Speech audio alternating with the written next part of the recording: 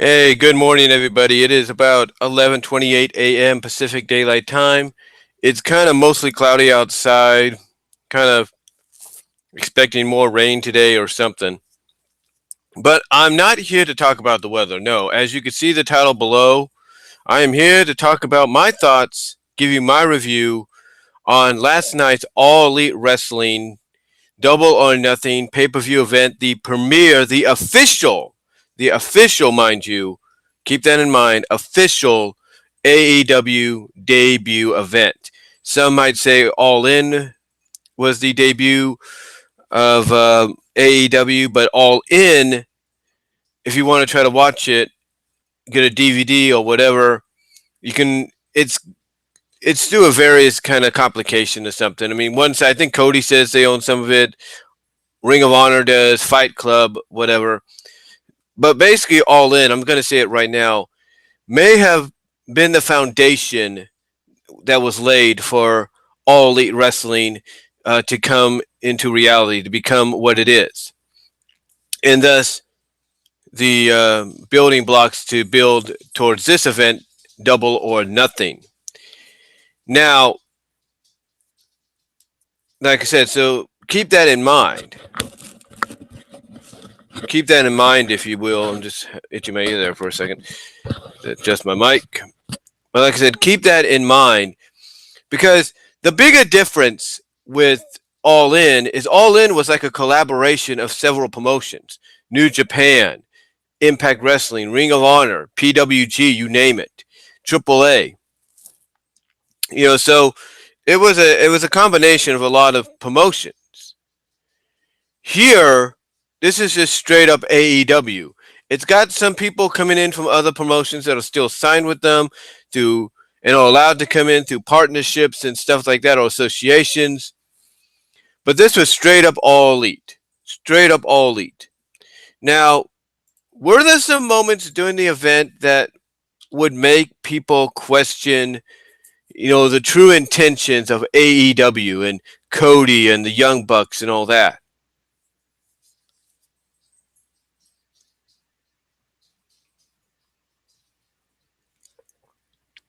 You know,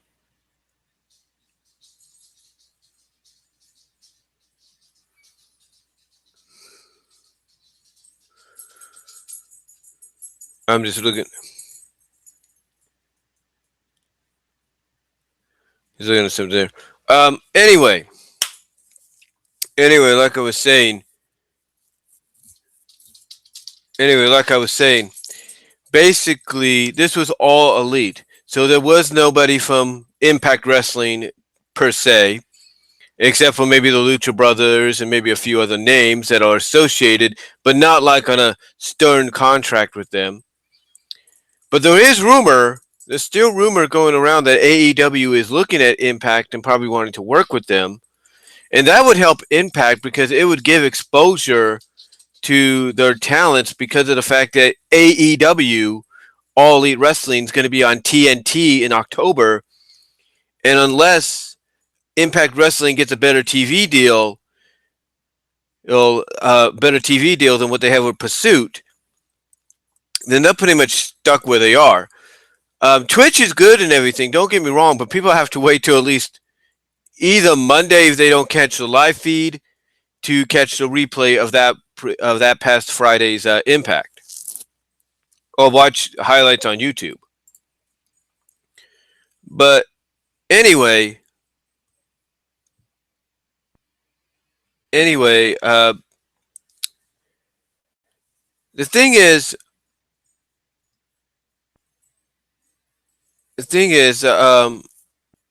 just watching something here for a second. But anyway, but the thing is,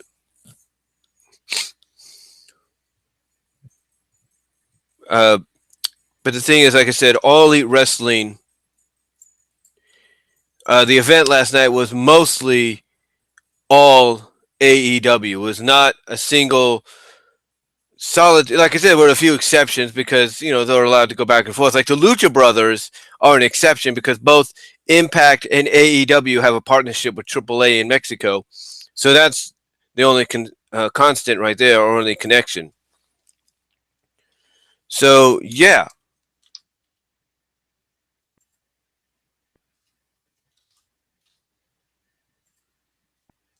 so yeah, basically,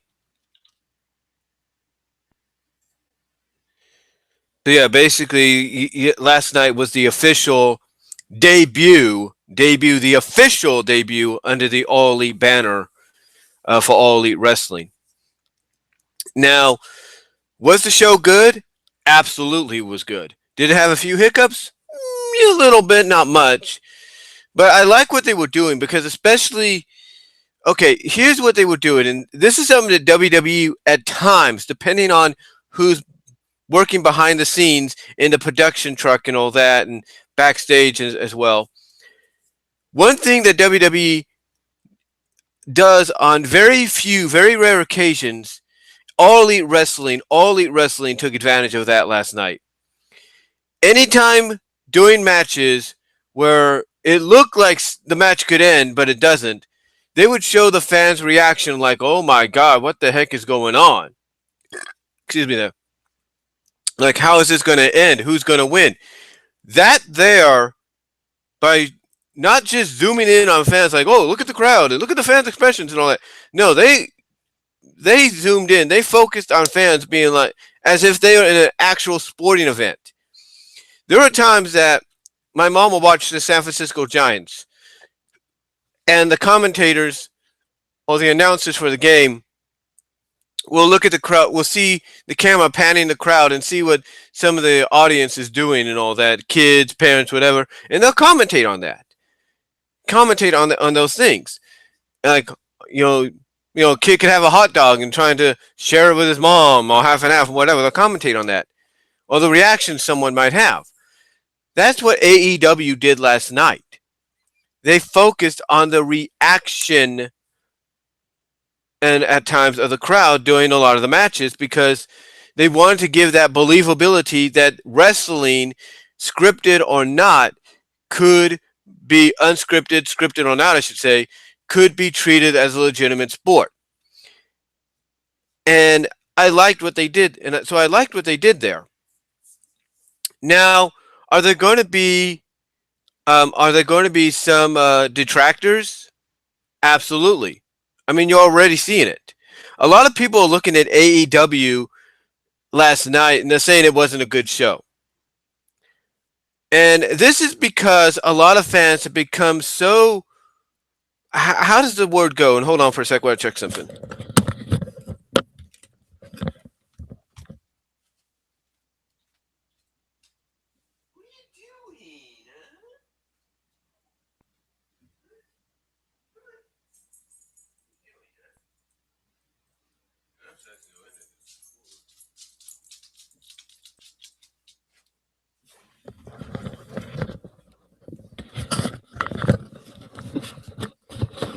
Sorry about that. I was just checking on something real quickly.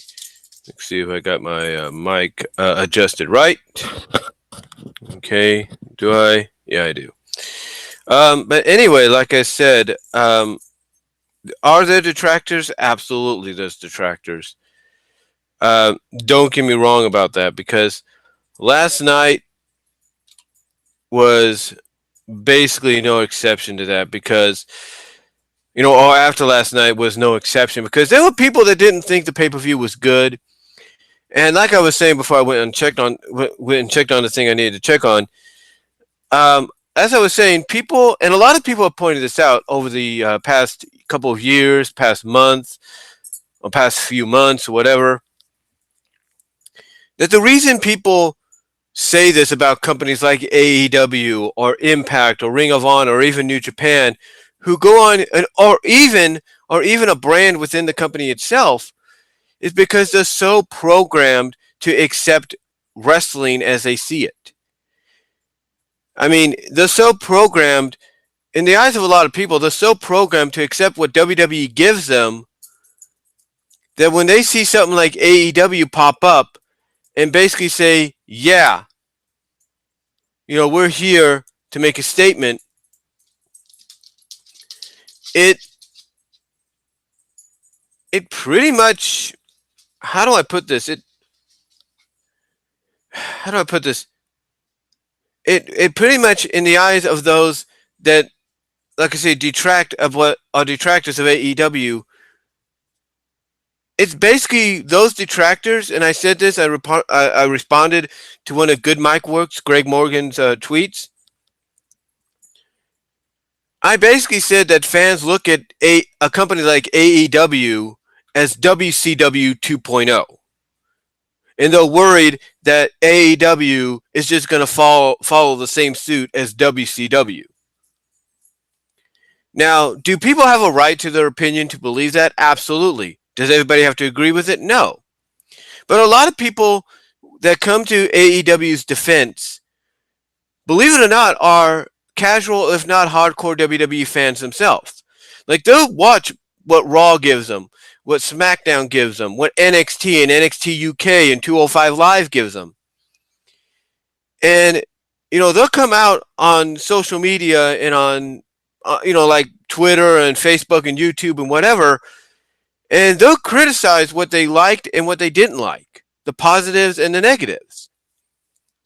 And when you look at All Elite Wrestling, and the thing is, you have these fans that I mentioned that are actually defending AEW from these detractors that are trying to basically talk sense, if you will, to these detractors and say, look, this is AEW's first official event under their banner.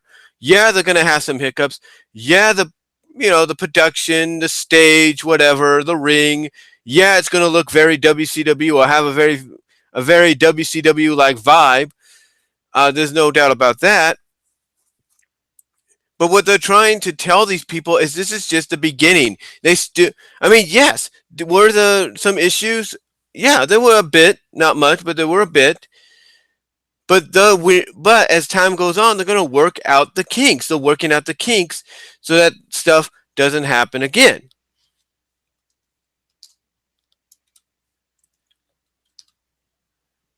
So for people to say what they're saying and not wanting to support the product, if you will, because it reminds them of WCW 2.0, and that's what they look at it as. I mean, I can understand why they look at it that way. AEW is going to premiere in October. I think I think Wikipedia may have leaked it's going to be October 19th. I think even the Bucks leaked that during a recent interview where somebody brought up the fact that WWE was going to have a talk show or WWE centric talk sports show, whatever, on FS1, and I think it was Nick or Mike Jackson or Matt Jackson. No, not Mike Jackson. It was either Nick or Matt Jackson that complimented, replied to that statement or that news by saying, it's funny that they're going to be doing something on Tuesday nights opposite of us, or something like that. So yeah, already.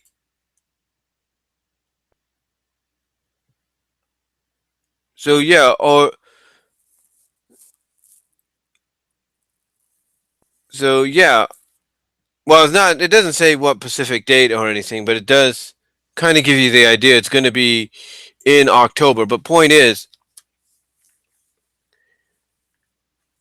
what was I trying to say? Um,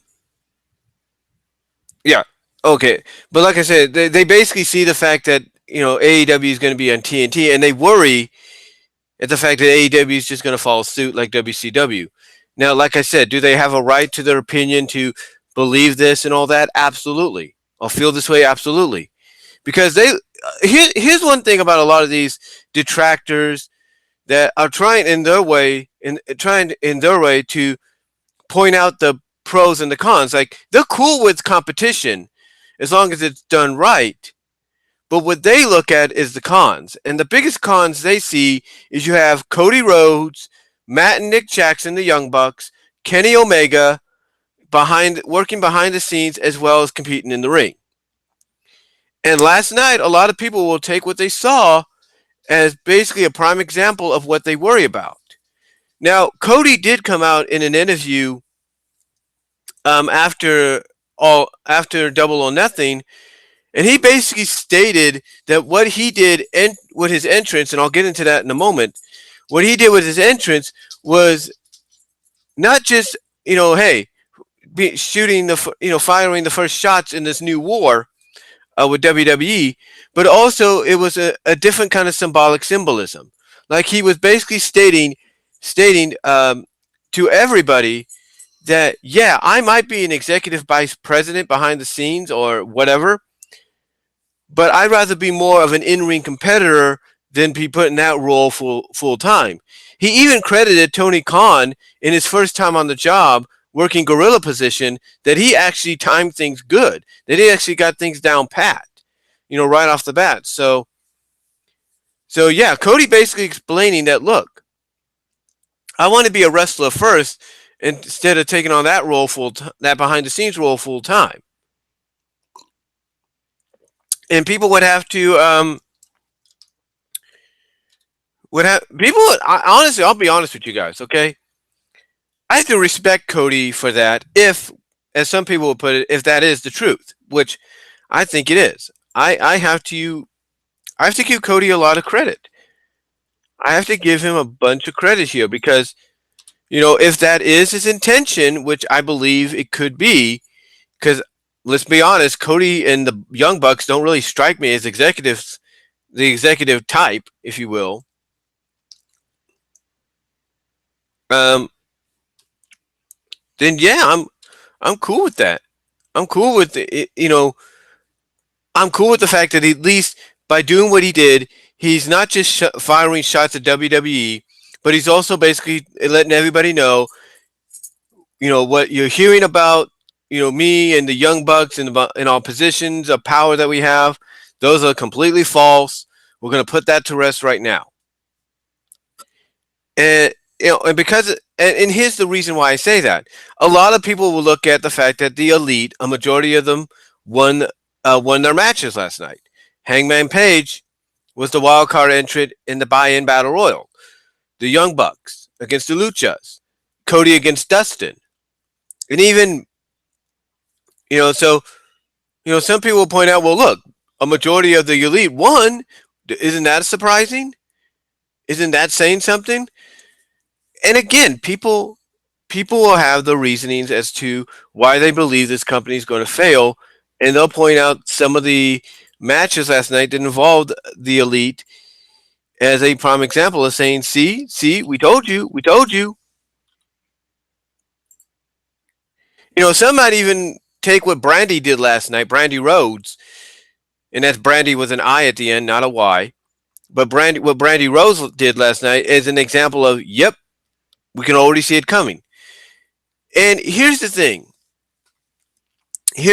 I don't think the Khan family is that stupid. I don't think Tony Khan or his father, who's the owner, is that stupid. They're not about to allow themselves to be manipulated. My honest opinion, this is my honest opinion and belief, they probably added a stipulation or some kind of clause in the contracts, I should say, that they had Cody and the Bucks and Omega signed as not just in-ring performers, competitors, but also executives behind the scenes. They probably added a clause in the contract that if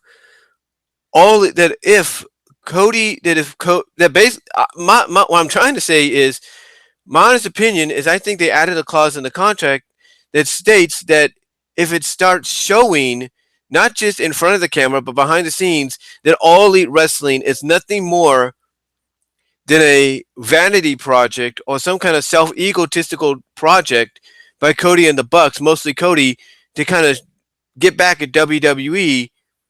And Cody does this by doing what a lot of people are worried he's going to do, and that's make himself multiple times world champion. I'm sure they got a clause in the contract that probably states that, hey, if you're just using your power that we gave you to book yourself to be the multiple time champion, we're going to remove you from power. We're going to remove your buddies from power. And all you'll be is just in-ring competitors. So, hopefully, I'm hoping that's not the case, guys. I'm really hoping that's not the case. And when Cody came out and said, "Look," he told those that came and did that little post show interview with him. He said, "Look," he basically said, "Look, whatever worries people have, they can put it to rest because we're not going to go that route. We're not going to be that way. We're not going to be like, oh, I'm just using this company to get back at WWE and all that. No, hopefully that's hopefully that's not the case that we get.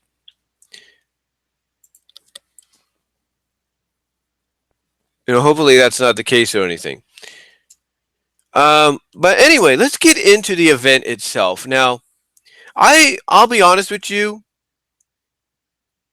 I'll be honest with you. Now, there are some other things I will talk about in a little bit. But I'll be honest with you. The closer we got to the event, the more I was kind of on the fence about ordering it because I'm like, yeah, I want to order it, but I don't know because me and my mom had just got our cable bill up to speed, up to date. And I was, like I said, I was on the fence about it. And then I thought, well, wait a minute. Let me calculate something. So I used the calculator on my Samsung Galaxy. And I thought to myself, okay, let's see what it got here. And I figured, okay, all right, if I add $50 to the already total that we have here, well, not 50, but $60, because believe it or not, I don't know, maybe this was an oopsie on All Elite Wrestling, or the cable companies didn't get the memo, or Xfinity didn't get the memo. But a lot of people say that All Elite Wrestling charged $49.99 for the pay per view, right? When I paid for the pay per view, when I got it, I was charged, I had $59.99 added to my bill. $59.99. And you might say to yourself, well, now you might ask, well, wait a minute, wasn't it supposed to be 49? Well, I looked on standard because I was thinking, okay, standard would be the cheaper one. Standard pay per view was $59.99. So I figured, so I looked at that. I'm thinking that's got to be a mistake because I thought, honestly, at first I thought it said $49.99. I went back, nope, it said $59.99. I'm thinking that's got to be a mistake. So I checked, thinking, okay, maybe the HD will be 69 because HD is a little higher. No, HD was the same price. So you would think, okay, if HD is higher, is $59.99, then shouldn't the standard be $49.99? And again, I went back and forth thinking there's got to be a mistake. Nope, both were $59.99. Now I don't know if that was maybe a mistake on Xfinity's part, Comcast's part, due to the fact that they didn't get the memo that it's supposed to be $49.99, or because of the fact that Comcast owns NBC and thus NBC owns USA Network and USA Network runs WWE, that they decided, you know what, if we're going to run this pay-per-view event for this new rival company, we're going to charge $10 more. We're going to tack on $10 more to the original price range just so we can make a little extra money. And if that's the case, Ace, then fine. That's their business. That we can't really do much about it. But I'm sure I'm not going to be the only one that's an Xfinity subscriber or user that's going to call them out on that. I'm sure All Elite Wrestling and the Khan family is going to get plenty of phone calls saying, yeah, Xfinity charged us 59, not 49. So hopefully, what I'm trying to say is hopefully somebody calls them out about that. Because honestly, that should not have happened. That shouldn't have gone down the way it did.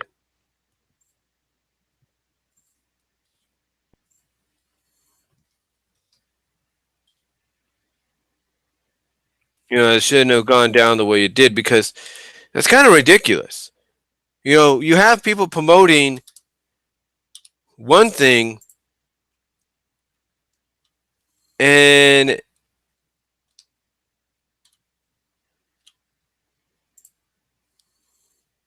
Yeah, you come out and you basically say you're gonna charge. What I'm saying is you have a company come out and say, yeah, it's gonna be $49.99, and yet you come out and you add $10 more.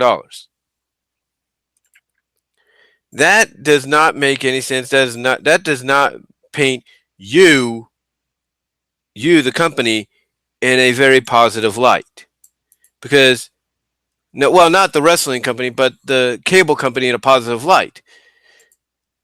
I mean, what this basically shows, in my opinion, is it shows blatant favoritism. That's what it does. It shows blatant favoritism. You know, it shows blatant favoritism on Xfinity's part, on Comcast's part. Even if it is just adding $10 more, tacking on $10 more, it shows blatant favoritism. And that's not how it should have been. They should have honored the deal that AEW gave. They should have done that. They shouldn't have gone and said, okay, we're going to tack on $10 more. Now, unless they did talk to All Elite Wrestling and the Khan family and everybody and said, look, yeah, we're going to carry your pay per view, but because we run the WWE shows, because we run the shows on our primary networks, we're going to basically charge 10 more. So,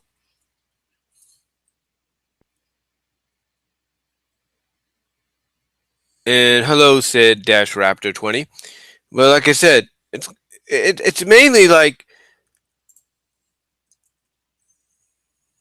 they're just,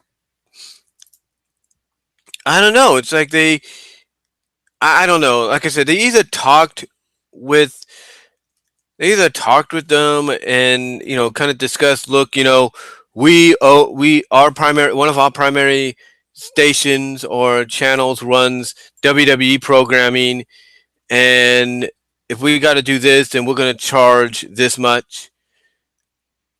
Okay, fine. My honest opinion, now that I think about it, I don't think they would have charged $10 more or tacked on $10 more if AEW didn't make the deal with TNT. Because believe it or not, even though Comcast Xfinity runs TNT on the cable lineup, TNT is owned by Warner Media, aka Time Warner, who has their own cable company. So rivalry wise, it's kind of like, yeah, it makes you wonder if AEW would have gone to Discovery Family or even to Pop TV, they would have been like, okay, cool, $49.99, we have no problem. TNT, I'm guessing is another story. I don't know. But anyway, let's get into the event itself. I thought the event overall, and I know I've been rambling on for about almost a half hour, so I do apologize. So almost an hour, I should say. But let's get into the event itself. Overall, I thought it was good. I thought the pay per view was very well done. Again, was there some issues? Yeah, but not much. The kickoff show, the kickoff or the buy-in show, as they call it, had two matches. It had the buy-in Casino Battle Royal, and it had Sammy Guevara versus, I think his name is Kip Sabian, Sabian. He's not Chris Sabian's brother. He's not the brother of Chris Sabian. No, his name is Kip Sabian or something. He's from the UK. Anyway,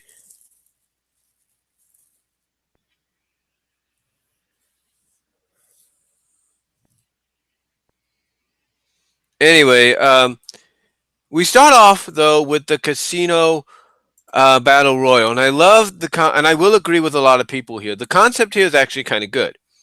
Since they were in Vegas, they decided to implement a bit of a Las Vegas theme. And what they did is they divided wrestlers into certain groups or clubs, if you will. You had groups designed by the Club of Diamonds, Club of Hearts, Club of Spades, you know, so on and so forth, as well as you had the Wild Card Joker. And To say that this battle royal was entertaining is an understatement. Were there surprises? Well, there was one surprise, actually two surprises, in a sense, but there was one surprise that I pretty much saw coming. I mean, I knew he was going to be working, probably show up at this. He was going to probably, show up with this company or come into this company,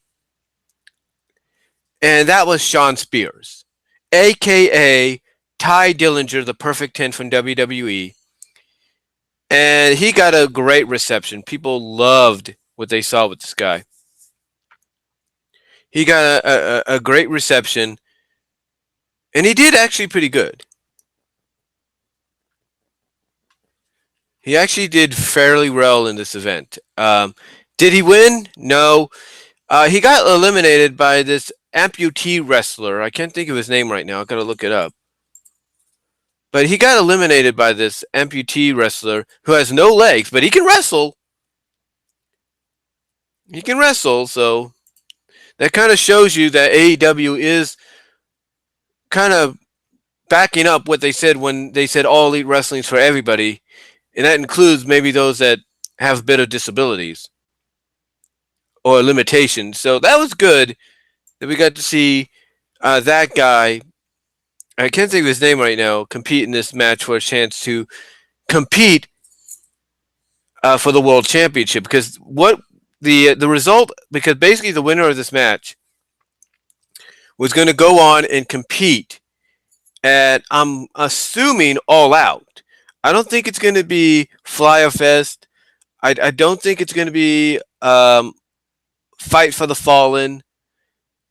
I think it's going to be All Out. I really do. I think it's going to be All Out. And the winner of this will fight the winner of Jericho and Omega. So, anyway, long story short, this guy actually did pretty good in the match. He eliminated, I think, Sean Spears and I think a few others, but he did pretty good. Can't lie about that.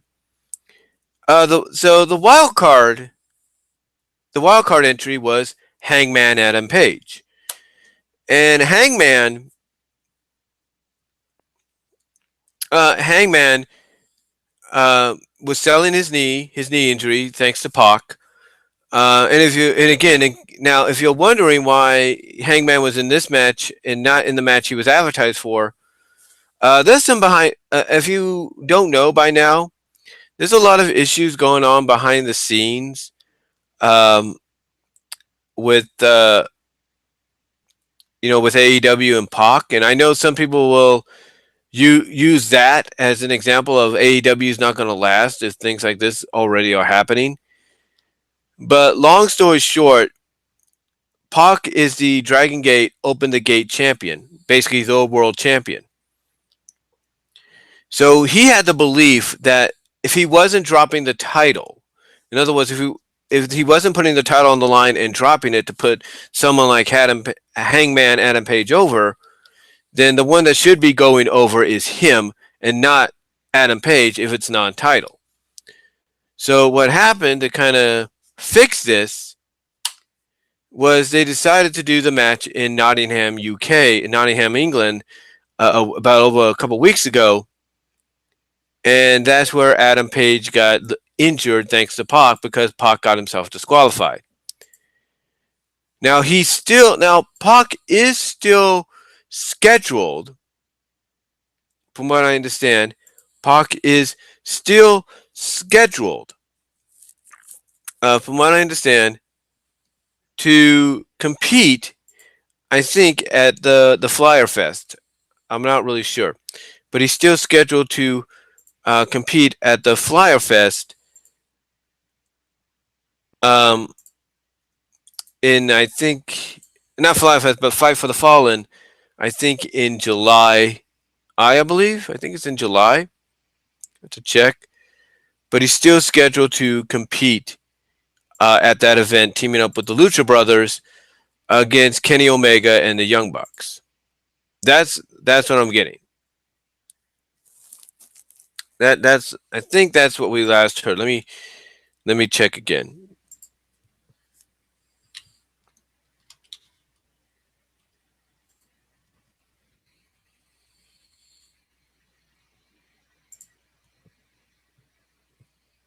let me check again. Okay. Flyer Fest is on June 29th. Fight for the Fallen is on June 13th. All Out is on my sister's birthday, August 31st. So, Flyer Fest, that takes place on June 29th. Let's look at the date, see what that is. It's on a Saturday. Fight for the Fallen's on the 13th, also Saturday. All Out is also on a Saturday. So right now it looks like to me AEW is going to focus on Saturday events. But let's see, and just make sure everything's right here.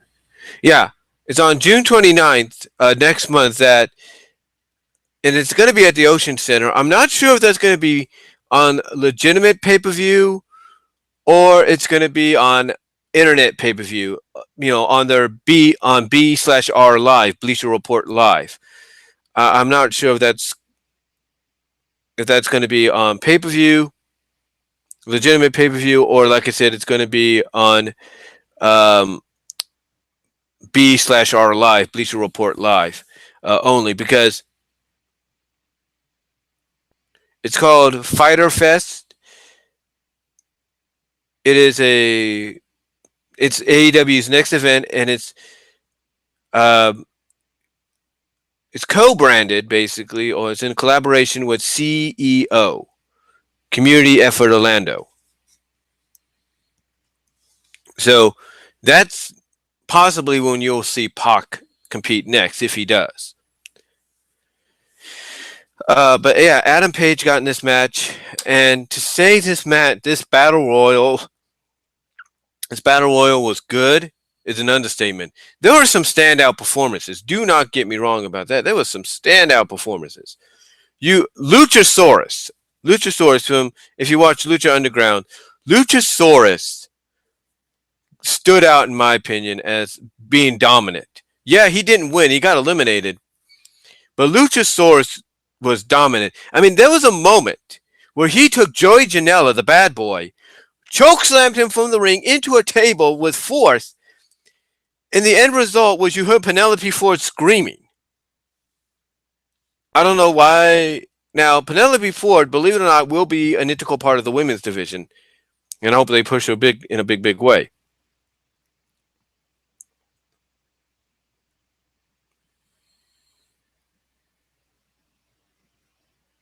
I hope they push her in a big way. Um, but yeah, basically they went all. Basically, it was a good pay-per-view, very good. Marco Stunt did good in there. He's going to be a fun addition. They just had. It was just an overall good match. I mean, good opener. Adam Page does win. Um, what happened was the fact. Now, like I said, Adam Page does win. I think he ends up eliminating the Luchasaurus, and then Maxwell J. Friedman, MJF, comes in from behind and tries to eliminate Adam Page, but fails. Now, I think when you look at MJF, everybody that's followed his work in just a few years he's been in the business has seen that he has the potential to be one of the top heels in this business, one of the more hated heels in this business. And he proves that. He proved that here at this event. He's proved it in Major League Wrestling. I think he's proven it in Combat Zone Wrestling. And it looks like what we find out later, when we see it later on, it looks like his first feud, his first program will be against Jimmy Havoc and Jungle Boy.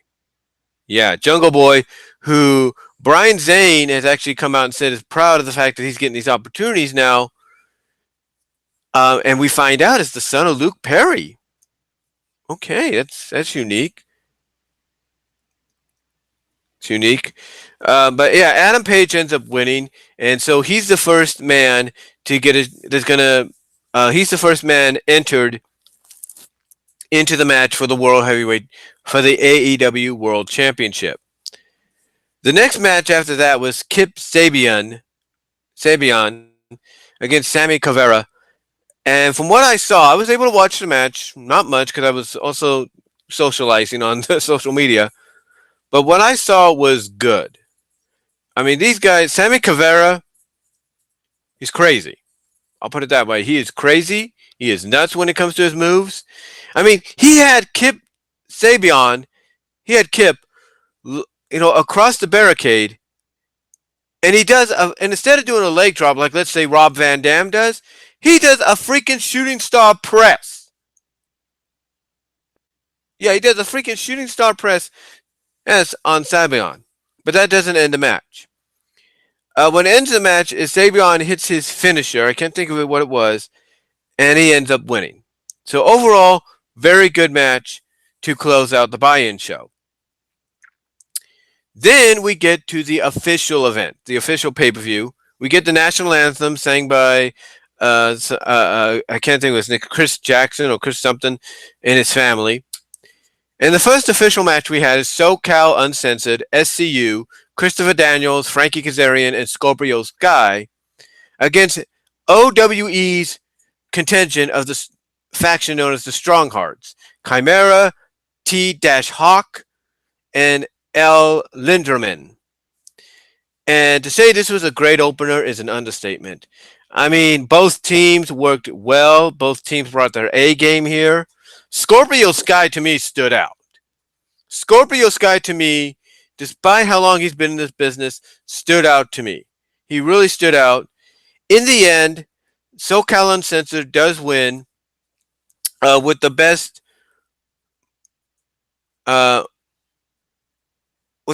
Meltzer driver, if you will, as they call it, a best moonsault driver. Basically, what it is Scorpio has an opponent. I think it was T-Hawk, T-Hawk, I think. I don't know, or Linderman. Had him in a tombstone. Christopher Daniels comes off with a freaking moonsault. His BME, best moonsault ever. And that's how they win the match.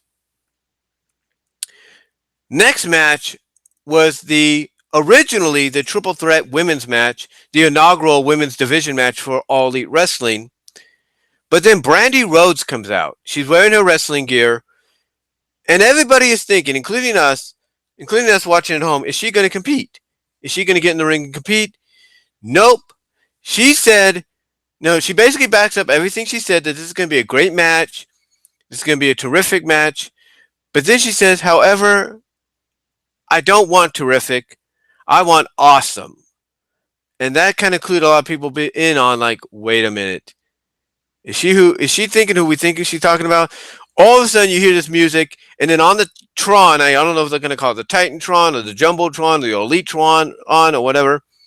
But on the Tron, you see the name Awesome Kong.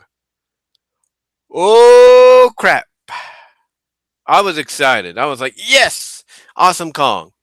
And Awesome here dominated. It doesn't look like Kong has Kira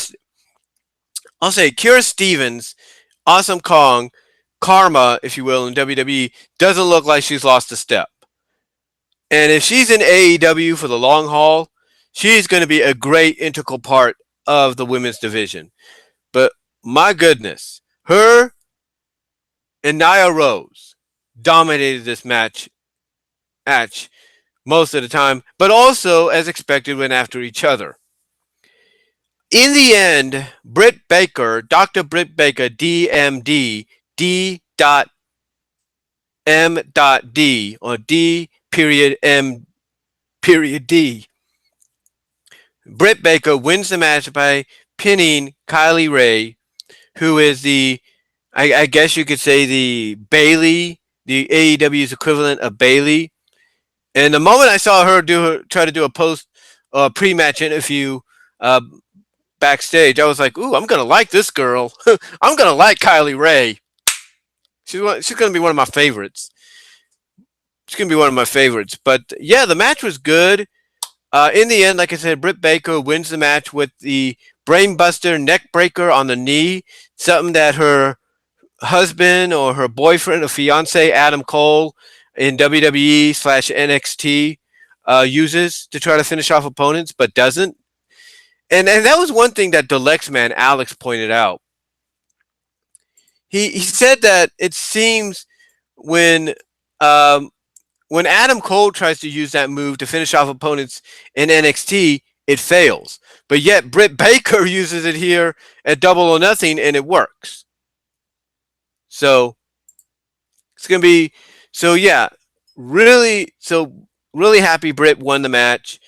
You could definitely tell. This is one thing you could tell by what you see here. You can definitely tell who they're gonna push, who they're gonna push as their top talent for the certain divisions, as well as who they're gonna build stories around to get up to to get that opportunity and eventually be a champion. So yeah, Britt Baker wins the match. Great matchup, and cannot wait to see what they do with her down the line. Next up, we had the best friends, Chucky T or Chuck Taylor and Trent. That's Trent with a question mark on both ends. Trent, if you will, Beretta against Angelico and Jack Evans. Now, in case you guys don't know who Trent Beretta is, he had a run in WWE for a while. It wasn't a big run, but it was enough run to where if you if you go to YouTube, you go here on YouTube and you type in SmackDown and Trent Beretta, he'll be on there. You'll see him compete. You'll see matches that he had. And if you don't know who Angelico and Jack Evans is, have you not paid attention to AAA, Lucha Underground, Ring of Honor? Anyway, this match was great. This match was really good. Definitely a great demonstration of what the tag team division is going to be like. Both teams brought their A games here. There were times that Angelico and Jack Evans looked dominant. There were times that the best friends got a chance to shine. And in the end, Chucky T and Trent win the match with their finisher.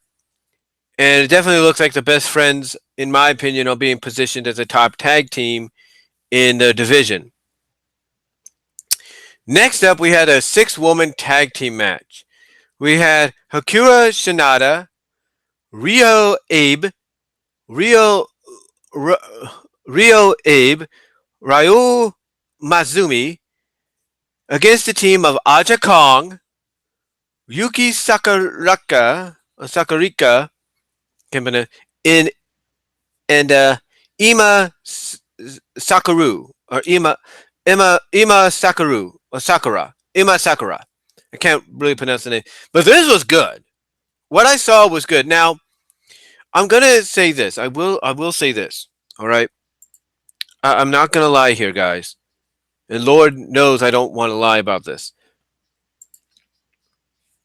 But I am going to say that there were times that I had to leave the room because I was asked to do certain things. I didn't mind doing them. But there were times I had to leave the room. But thankfully, I didn't miss anything. I didn't really miss anything. Like I said, I didn't really miss anything at all.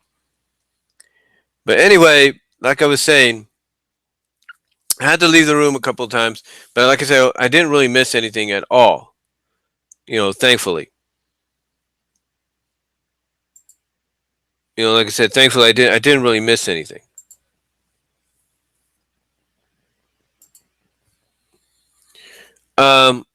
Anyway, getting back to what I was saying, this match was good. You can definitely tell that they've either signed these women to contracts or they're gonna try to work with whatever companies they are associated with. But these women were entertaining. They showed that they could be entertaining and athletic. I don't know what promotion they're working with. maybe Ima Sakura could give me an idea.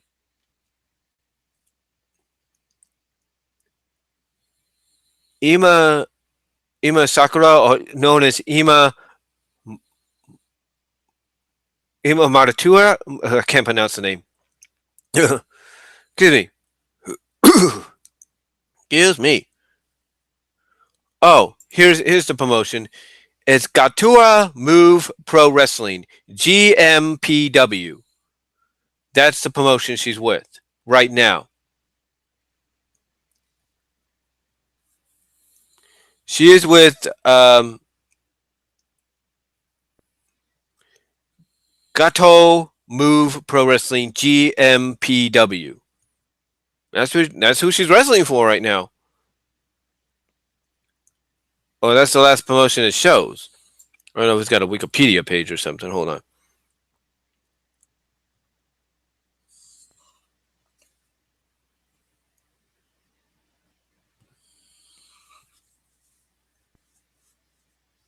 Trying to see if it's got a Wikipedia page. Doesn't look like it does. To look it up, but yeah. But yeah, she's working for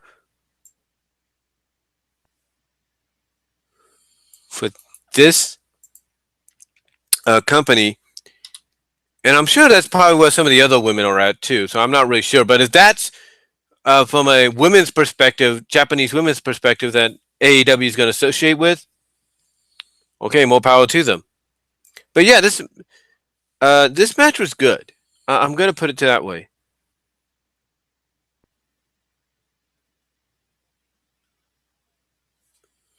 Oh, sorry, I hit the mic here with my thumb.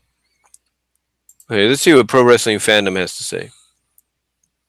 Okay, GMPW is a Thai wrestling promotion created by Ice Ribbon alumni Imari Sakura. Okay, so she runs the promotion. So, yeah, it looks like GMPW is going to be the equivalent, the women's Japanese equivalent of possibly it's going to be basically the Japanese equivalent for talent to be exchanged between All Elite and them. But anyway, getting back to what I was saying, these women were entertaining. Aja Kong still shows she's very dominant, even at her age. And she's looks like she has an age. I'll put it that way. I mean, I go back and I see what she did in, what was it, 1995, and I don't know why Jim Ross couldn't recall calling a match with Aja Kong, because I think he called that one along with Vince and the King. But anyway, these women were entertaining. They were athletic, very entertaining. There was a moment where Imara does this stomp. You know, it's kind of, I don't know if it's similar to what Kairi Sane does. It looked like it a little bit, but she starts doing the stomp, and instead of, you know, walking the plank or anything, she starts stomping her feet she starts stomping her feet on the mat to the beat of "We Will Rock You" by Queen. And the crowd picks up on this. Give Las Vegas credit. That crowd picked up on it. So, yeah, these women were entertaining. In the end, Aja Kong's team does not win. They end up losing. They end up losing to their opponents of Hakura Shida, Ryo Abe, and Ryu Mizami. They end up losing, but it was a great match.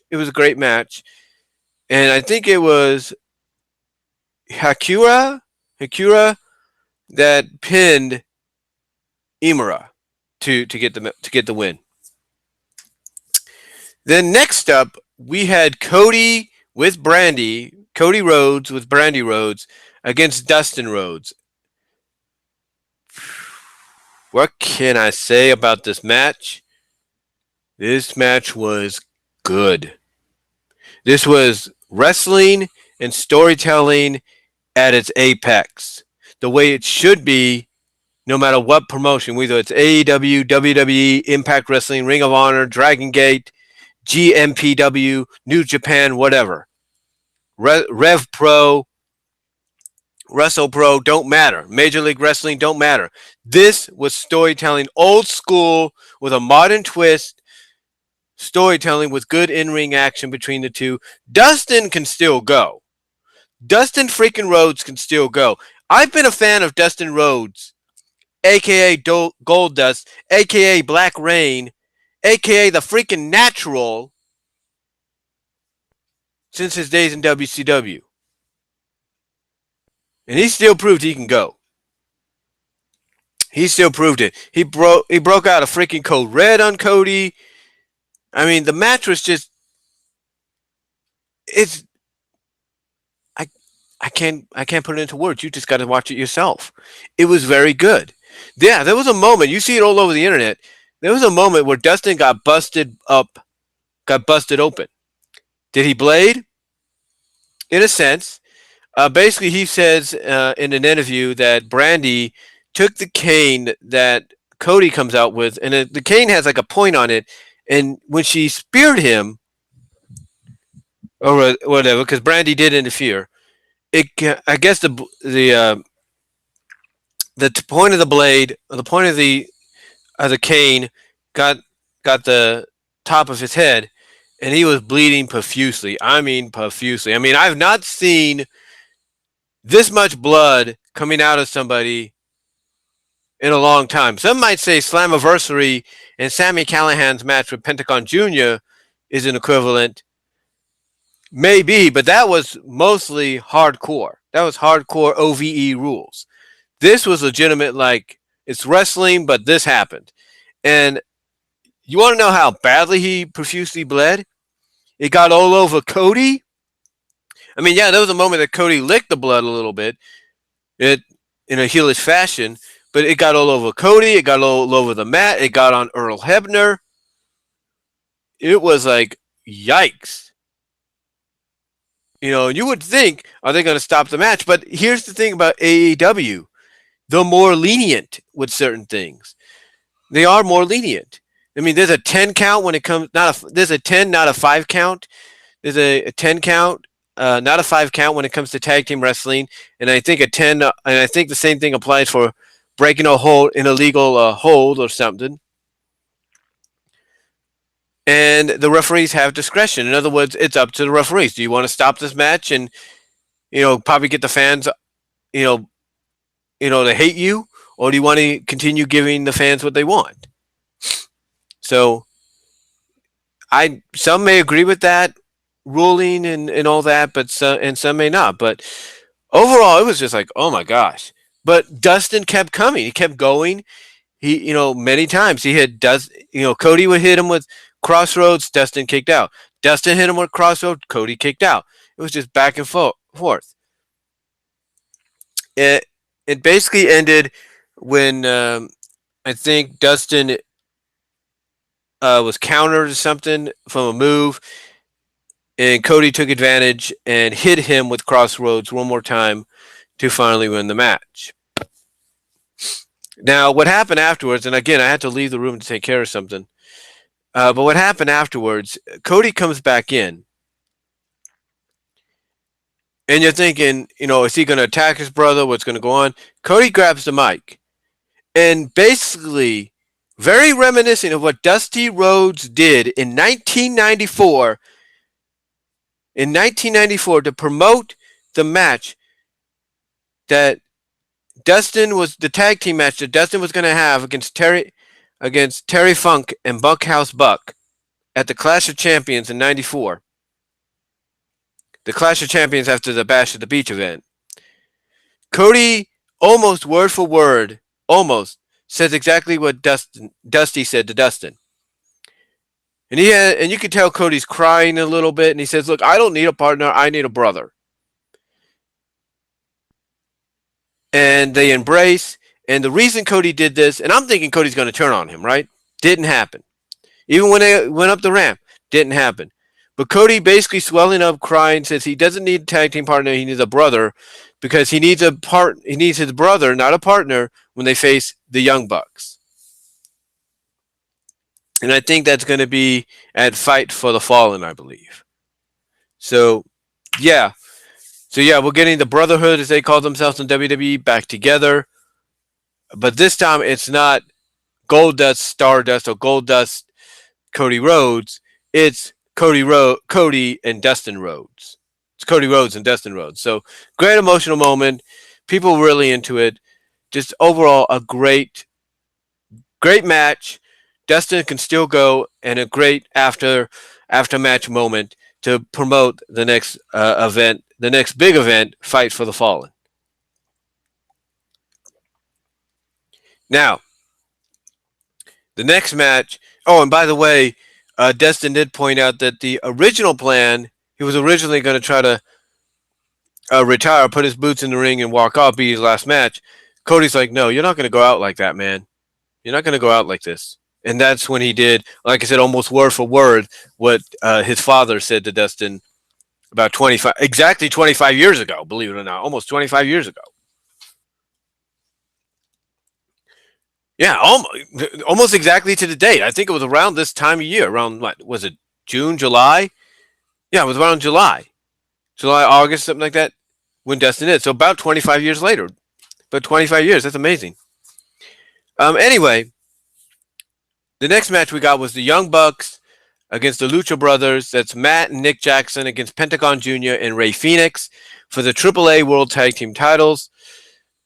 Right from the start into the very end, holy crap, was this match good. This solidified, in my opinion, that outside of WWE, these are the two legitimate best tag teams, bar none.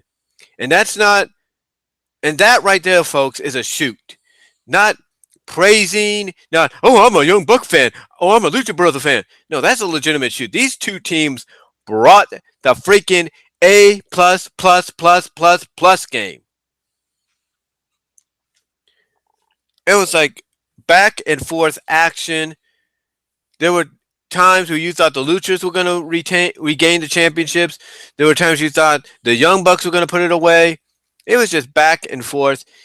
In the end, just when it looked like the Lucha Brothers were going to win, because I think, who is it? Matt Jackson, I think. Oh, no, not Matt, but Nick Jackson is laid up on the ramp thanks to Rey Fenix. And it looks like the Lucha Brothers are going to win. Nick Jackson gets up as quickly as he can, runs down that ramp to intercept Rey Fenix. And Matt, with one arm, because Pentagon did his traditional arm break thing to basically strain or kind of pop Matt Jackson's arm out of socket. Matt Jackson, with one arm, is holding Pentagon. And like I said, Nick Jackson sprints down, intercepts Rey Fenix, gets on the ring, and they hit the freaking Meltzer driver. The IMD, Indy Meltzer driver, to win the match and retain the AAA Tag Team titles. Now, during the match, they did several shout-outs to rivals and opponents in the past. They did a shout-out to the Motor City Machine Guns, Alex Shelley and Chris Sabin, when they used their finisher during the match. They used a top rope brainbuster, which was a shout-out to El Generico / Sami Zayn. They did another move, which was a shout-out to Kevin Steen / Kevin Owens. Just overall a great match. Just terrific. And I can't wait to see more. Cannot wait to see more. But overall, just great. Just terrific. Then, then we get into the main event. Chris Jericho versus Kenny Omega. Chris Jericho had a unique entrance. Now, some might say it wasn't WrestleMania worthy, but it was a great callback to a lot of his previous entrances. It starts out with the Lionheart coming up on the Tron, and then it goes to black. Then it pops up with Jericho having the list of Jericho. Disappears. goes to black. Then it pops up with Jericho with the light jacket. The light up jacket goes to black. Then we get the new theme for just Chris Jericho, the Judas Priest single, I think he does. And he comes out similar to what he does in New Japan, but just doesn't have the paint or anything on, but just comes out. Basically, his Tron now says, I am evil, Chris Jericho, whatever. And then Kenny Omega comes out, and he's a good entrance. Not spectacular, not in the levels of a Chris, but just comes out regularly, gets the pyro. And as soon as the bell rang, these guys had a great match. They kind of filled each other out a little bit because this is the second time facing each other legitimately. Just an overall great match. Back and forth action between the two. Both tried to use a table that was set up on the outside. Kenny Omega is the one that goes through it thanks to Jericho. But overall, just fun match. I mean, Kenny hit, I don't know how many freaking V triggers on Jericho. You know, right in the face and right in the back of the head. I don't know how many. But in the end, Jericho hits his new finisher called the Judas Effect, which is an elbow. It's like all of a sudden the opponent runs off the rope and he just spins around, boom, hits him in the face with the elbow to win the match. Now, some people might say it's a weak finisher. Some might say it's a weak finisher, but I guess they're going to treat it as being like a lethal ender or something like that. But yeah, Jericho wins. He beats Kenny Omega. He gets on the mic saying that now he has done what he said. He expects to get what he demanded before the event, and that's a thank you from everybody. And he's just, egging on the crowd, saying, "Hey, I deserve a thank you. If it wasn't for me, TNT wouldn't have signed AEW to a television contract. This event wouldn't have happened. AEW is not about you guys. It's about me. Da da da." And as he's doing this, the crowd starts to pop. And lo and behold, who shows up? But none other than Dean Ambrose. Oh, wait a minute. Not Dean Ambrose. Jon Moxley, formerly known as Dean Ambrose. Moxley comes in. Jericho turns around. He points at him like, what the hell? He's like, and you can see his words mouthing from his eyes like, what are you doing here? And Moxley attacks him. He attacks him, hits him with dirty deeds or whatever he's going to call it now. And then he goes after Kenny Omega. And Omega's like, not today. Tackles Moxley, Ambrose, if you will. Moxley / Ambrose through the ropes. They brawl up the ramp, up the ramp and everything, onto the stage area, onto this stack of poker chips set up on the stage. And Ambrose / Moxley is able to get the upper hand, hits dirty deeds on Omega on the top of the chips on the stage, and then, just for good measure, lifts him up over his shoulder and almost like in a attitude adjustment, FU kind of way, tosses Omega off the top of these chip things, like he's on the top of him, and onto the stage, onto what looks like, I thought at first it looked like glass. I'm thinking, oh, he's not going to do that, but no, it's kind of like plastic, kind of plaster glass or whatever, plastic something, plexiglass. That's what it is. It doesn't break; it just bends, and he just hurls Omega off the top of this set of poker chips on the stage into the bottom, and that's how the event ends with Moxley / Ambrose, Jon Moxley / Dean Ambrose, standing tall as the show comes to an end. So yeah, Moxley is in AEW. According to what I've read online, he has signed a multi-year contract. And for anybody that's always wondered, what is a multi-year contract? It is basically a contract that's good for about 2 to 3 years. So we can assume that Ambrose is going to be there from 2019 to 2021, maybe 22. And perhaps if things change on the other side, if you know what I mean, he might head back there.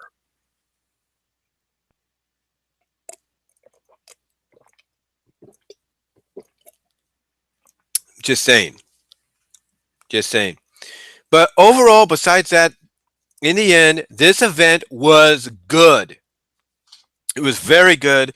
I enjoyed it. I DVR'd it as I ordered it. So later on, whenever I get the chance, I'm going to put it onto DVD because I have All In on DVD. I'm going to put Double or Nothing. So I really enjoyed this event. 2 thumbs up, guys. Cody, Young Bucks, Kenny, Jericho, Moxley. You guys, everybody here, I'm going to say, they brought it, and I am proud of them. I am thankful that this company is up and running now. Now we just have to wait until October to see it on a weekly basis.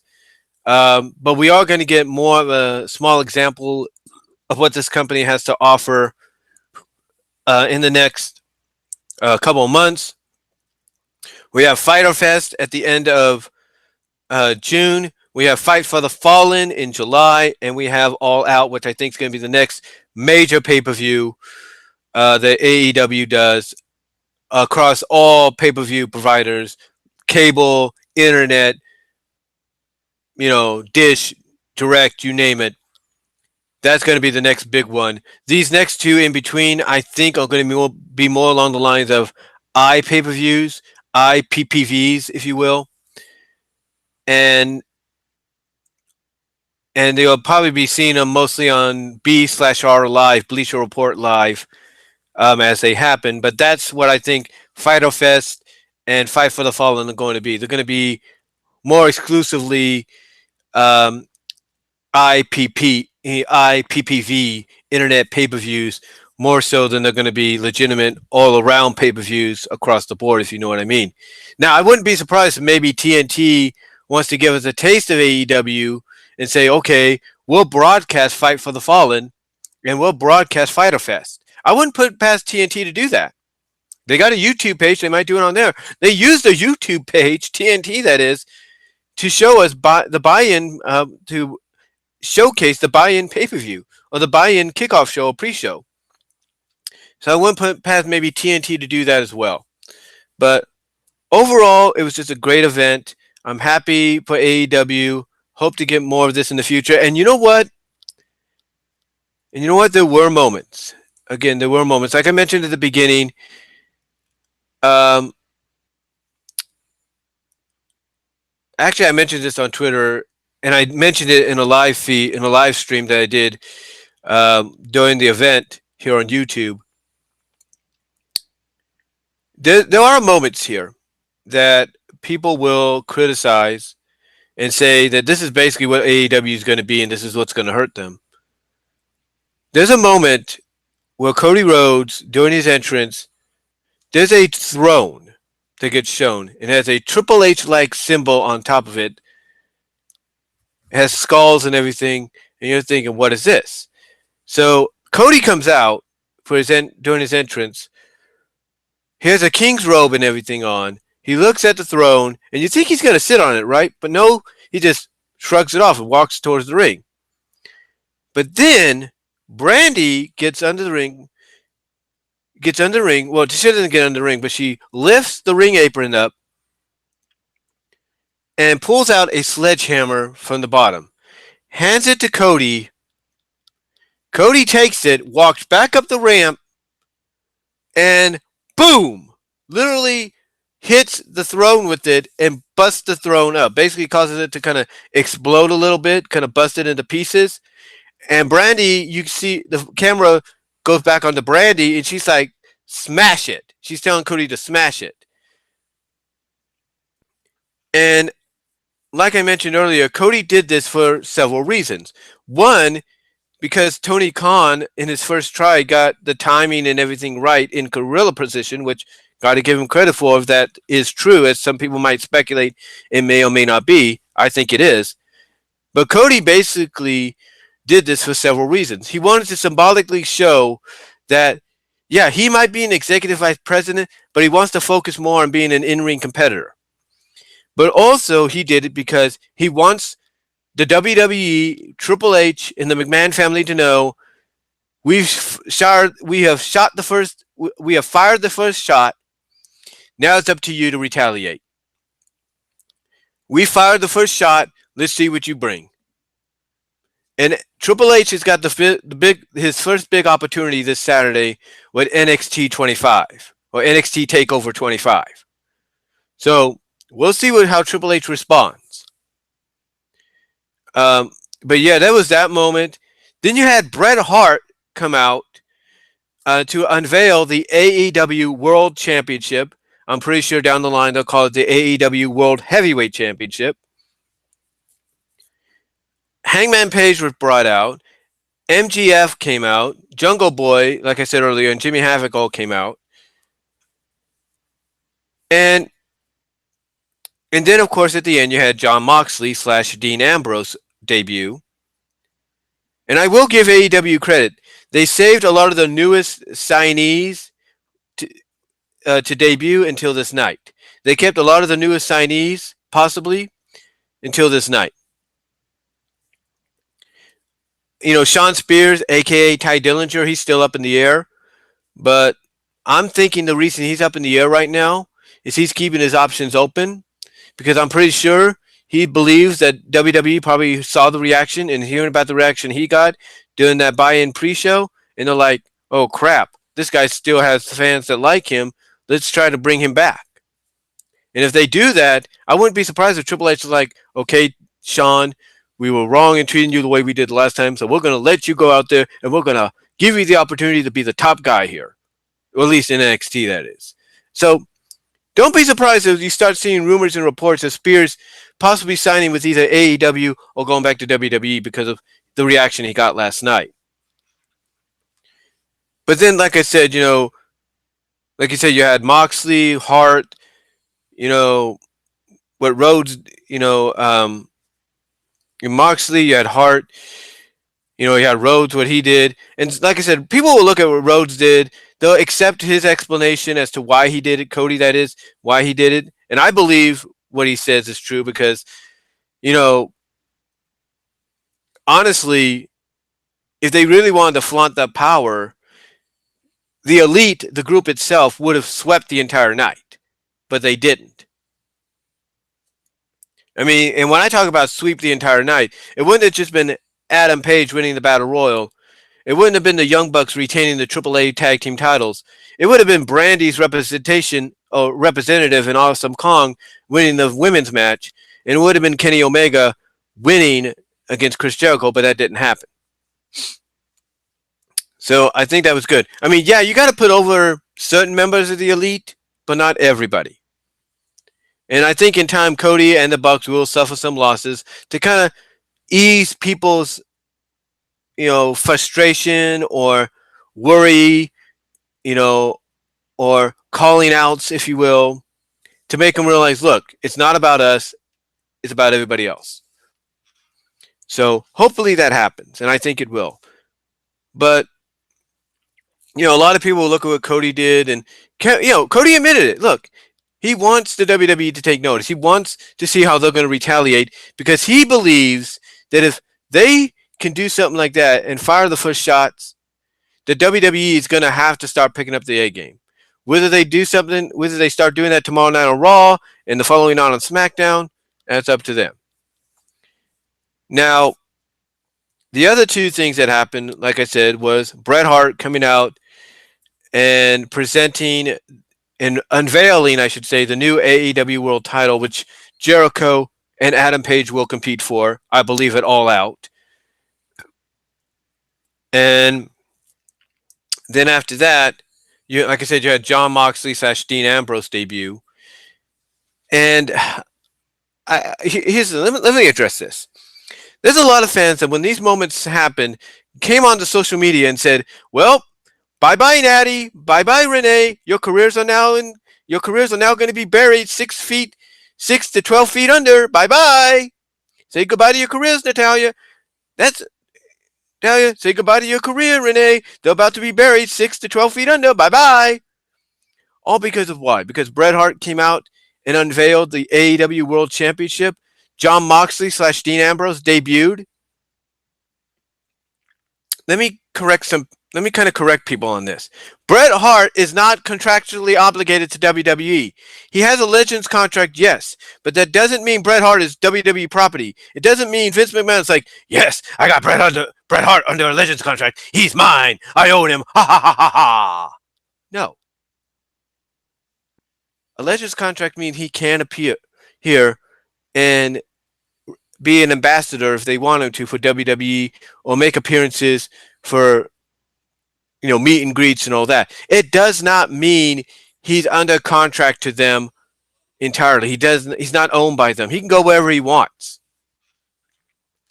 Moxley, Ambrose, if you will, his contract expired, and his contract did not have 90-day compete clause or have a 90-day non-compete clause, if you will, or 90 non-compete clause, okay? It didn't have that. He let it run out, he fulfilled his obligations, and he was free to go wherever he wanted. Why do you think he put out that freaking video on social media? Almost immediately, as soon as midnight hit, the moment his contract officially ended, why do you think he put that video out about the rebirth and the release of Moxley and the return of Jon Moxley? Why do you think he did that? Because he was free. He didn't have no more obligations to WWE anymore. He could go and compete wherever he wanted. So for people saying that Renee and Natty are going to get punished, if that's the case, then WWE might as well punish half the damn roster. They might as well punish Xavier Woods. They might as well punish this Sasha Banks, even more so than they probably want to right now. They might as well punish the Good Brothers or anybody else on the roster that tweeted and talked about AEW last night, wished them luck, said they were proud of what they saw, proud of what they did. They might as well punish their entire damn roster, or half of it anyway. So for people that come out and say that, I don't know what you're thinking. Because honestly, that is not going to happen. If that was to happen, ladies and gentlemen, it's going to make WWE look bad. And the last thing they want to do is look bad in front of everybody. It's going to make them look pathetic because if all of a sudden they're going to punish all these people because they went on social media and complimented and congratulated all these men and women for bringing in this new company and possibly bringing in some competition,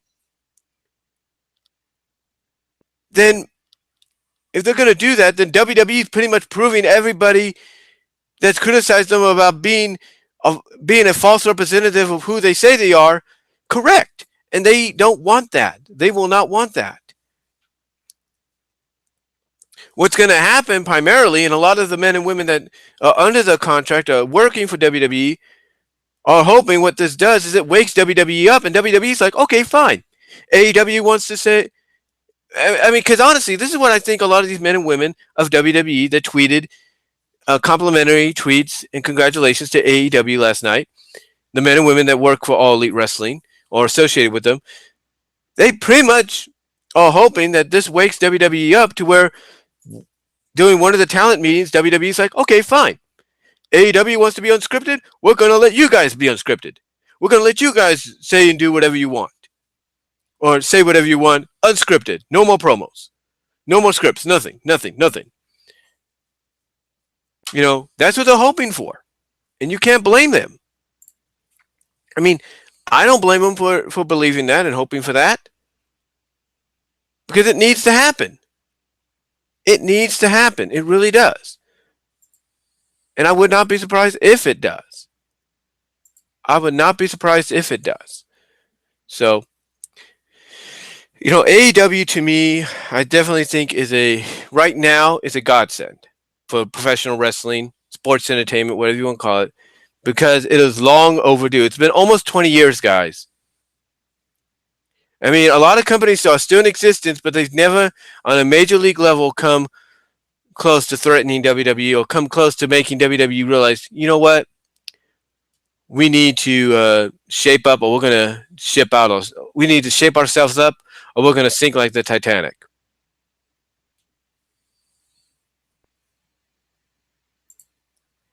That's pretty much what it is, guys. It's pretty much what it is, and we all know that. I mean, some people might say that the closest we ever got was Impact Wrestling on Spike, but that was about it. And they didn't last long on Spike, did they? Spike ended up not wanting to renew them anymore, all because of a situation behind the scenes that shouldn't have happened. I mean, let's be honest. If it wasn't kept secret that Vince Russo was helping behind the scenes during certain times when Spike didn't want him to, or didn't want nothing to do with Russo, guess what? Spike TV would still have Impact Wrestling on the schedule. We all know that. But now Spike TV, no, not Spike TV, but Impact Wrestling has gone from Spike to Destination America to Pop TV to now Pursuit and Twitch. Twitch probably being the better option. But they were the closest. But now here's a company on a major network, bigger network than Spike, bigger than Pop, bigger than Destination America, and definitely way bigger than Pursuit, that can wake WWE up. Now, you might say, well, Brian, if AEW has their show on Tuesday nights and WWE just has a talk show, sports-oriented or WWE-centric talk show, then WWE is not going to win that night. That's true. Or you think. Because you see there's rumors going around that SmackDown Live is going to be on Friday nights for a while, but not too long. There are rumors going around that in 2020, sometime in possibly early to mid 2020, they're going to move SmackDown to Tuesday nights. Well, that's the last thing I heard. Now, that's just a rumor. It may not be true. But if that happens, you know there's a reason for that happening. And remember, Fox wants an edgier WWE, an edgier SmackDown product. So there you go. But yeah, overall the show it was great. And if this is just a taste of what we're going to get throughout the year, and as we get to the weekly show in October, I cannot wait to see I cannot wait to see that. I mean, I know I'll be definitely DVRing the first episode or the first broadcast. I know that the first weekly broadcast. And as far as championships go, you could definitely tell what championships they're going to probably go with. I mean, we know we're going to get tag team championships. There's no doubt about that. And we could definitely tell that they're going to be pushing the Bucks, of course.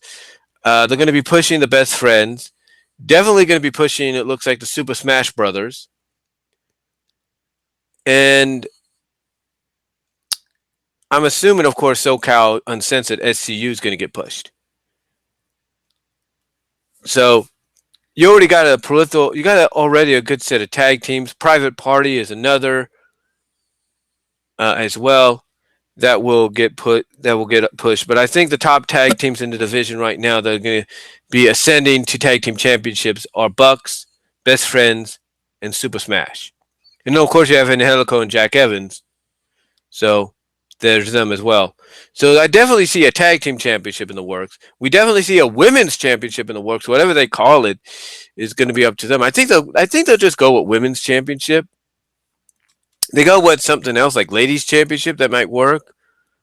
But I think they're going to go with women's championship just for the heck of it. But they'll probably go with women's world championship instead of just women's championship.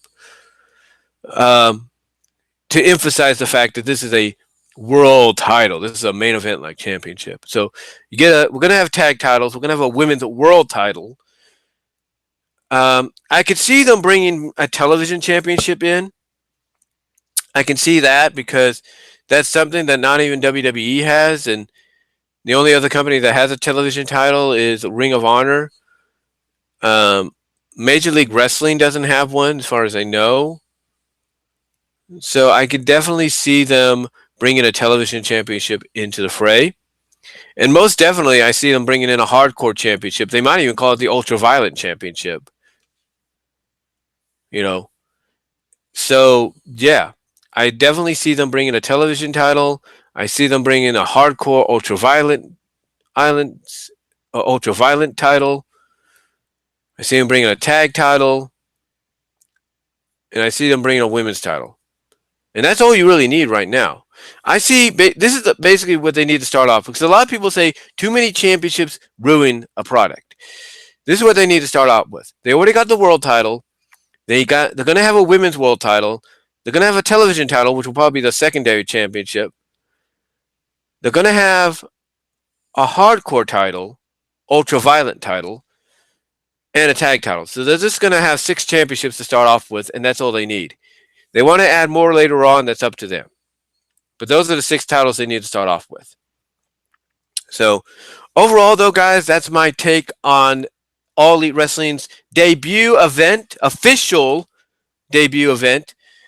Double or Nothing. Thought it was great. I give it an A+ grade, and I hope to see more in the future, because this is just a taste of what we're going to get.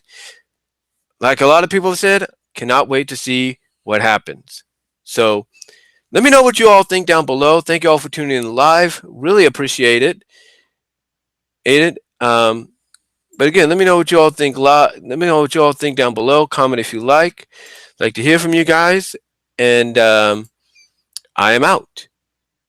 Peace out. God bless. Have a safe and have a safe rest of the Memorial Day weekend. Thank you all for watching.